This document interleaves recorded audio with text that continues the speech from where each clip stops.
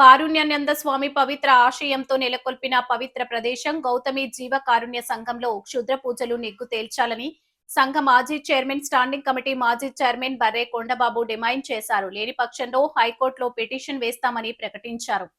The Rajahmundry press క్లబ్లో శుక్రవారం జరిగిన మీడియా సమావేశంలో ఆయన మాట్లాడుతూ జీవకారుణ్య సంఘం వెనుక వైపు గోశాల దగ్గర క్షుద్ర పూజలు నిర్వహించినట్టు తెలుస్తోందన్నారు. ఇందుకు సంబంధించి గోతులు తవ్వడానికి ఉపయోగించిన వాహనాలు టెంట్లు వేసి పూజలు నిర్వహించడం వంటి ఆధారాలు ఉన్నాయని, అలాగే మీడియాలో కూడా కథనాలు వచ్చాయని పేర్కొన్నారు.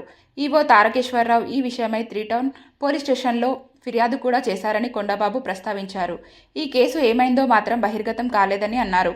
ఈవోకి తెలిసే అక్కడ క్షుద్ర పూజలు జరిగాయన్న వాదన వినిపిస్తోందని, అయితే ఈవోఏ ఫిర్యాదు చేయడం చూస్తుంటే అసలు అక్కడ ఏం జరుగుతుందో అర్థం కావడం లేదని కొండబాబు వాపోయారు. క్షుద్ర పూజల వ్యవహారం గురించి స్థానికులు చాలామంది భయాందోళనలకు గురవుతున్నారన్నారు.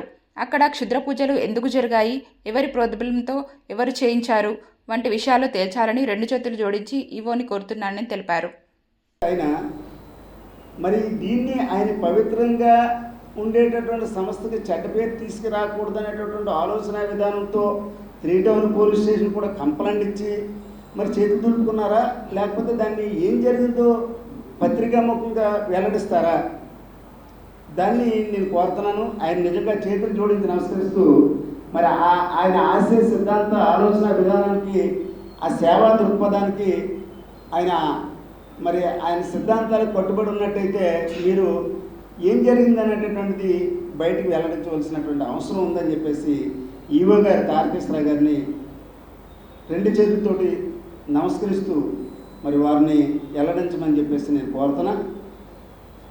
దీన్ని మనందరం కూడా రాజమండ్రిలో ఉన్నటువంటి మేధావులు కానీ, లేకపోతే పత్రికా ముఖంగా ఉన్నటువంటి బియ్యందరూ కానీ, అలాగే వీళ్ళందరూ కూడా ఏంటి క్షుద్ర పూజల యొక్క కలకలం ఏంటి, ఆ విధానం ఏంటి అనేటటువంటిది మరి ఆలోచించాలని, ఒకవేళ ఇది కానీ వెల్లడించకపోతే నా సొంత ఖర్చులతో, నా సొంత డబ్బులతో హైకోర్టులో పబ్లిక్ లిటిగేషన్ కేసు వేసి దాని పూర్తి స్థాయి విచారణ జరిపించే విధంగా ఆలోచిస్తానని చెప్పేసి నేను తెలియజేస్తూ, ఇది మీరు వెంటనే మరి చాలా కాలాతీతం అవుతుంది కాబట్టి మీరు చాలా వరకు దీన్ని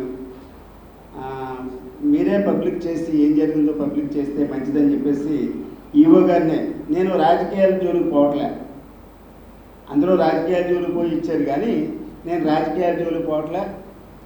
దయచేసి మీ అందరికీ నేను చెప్పేది ఏంటంటే, ఇది ఈవో బాధ్యత పూర్తిగా. ఆయన మీద నాకు కక్ష ఏం లేదు, ఆయన మీద వేరేది ఉద్దేశం లేదు. రాజమండ్రి యొక్క పవిత్రమైనటువంటి గోదావరి మధ్యలో గోదావరి నీళ్ళు తాగుతున్నటువంటి మనమందరం కూడా ఈ పవిత్రతను కాపాడాలి. ఈ క్షుద్ర పూజలు అనేటటువంటిది ఏం జరిగింది, దేన్ని బలిచ్చారు, కోడినా మేకనా మనిషినా గోమాతనా ఎవరిని బలిచ్చారు, లేకపోతే ఇవ్వకపోతే నిమ్మకాయ పెట్టి వదిలేశారా, ఏంటి అసలు దీన్ని మర్మం ఏంటి అనేటటువంటిది బయటికి తీసుకురావాల్సినటువంటి అవసరం ఉంది.